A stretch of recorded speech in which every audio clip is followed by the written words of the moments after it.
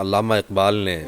اس وقت کے مسلمانوں کی جرت پر شکوہ لکھا تھا، لیکن شاید آج کے مسلمانوں کی بیزاری کو وہ کچھ اس طرح سے رقم کرتے ہیں: ہم ضیاءکار بنیں،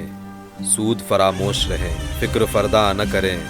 محو غم دوش رہیں، نالے بلبل کے سنیں اور ہم وطن گوش رہیں، ہم نوا ہم بھی کوئی گل تھے کہ خاموش رہیں، جرت آموز نہیں تاب سخن تھی ہم کو،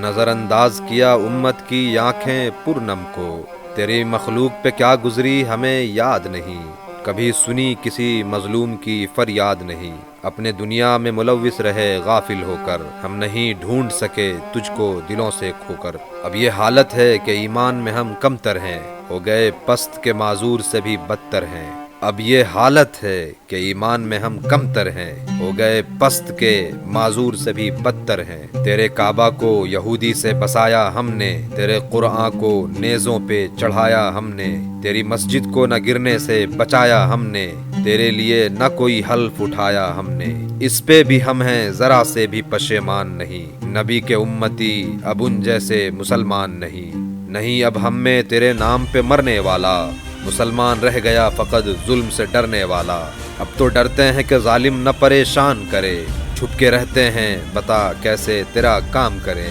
یا خدا تو ہی عطا ہم کو کوئی غازی کر، عطا محبوب کی امت کو سرفرازی کر، یا خدا تو ہی عطا ہم کو کوئی غازی کر، عطا محبوب کی امت کو سرفرازی کر، واعظ قوم نے اب عہد غلامی کر لی، ملت احمد مرسل بھی مقامی کر لی، ان کو تہذیب نے ہر بند سے آزاد کیا، لا کے طیبہ سے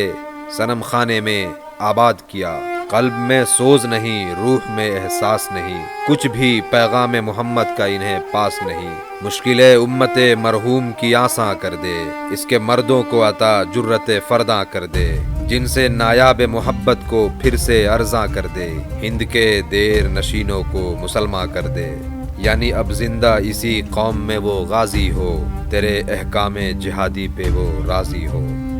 تیرے احکام جہادی پہ وہ راضی ہو۔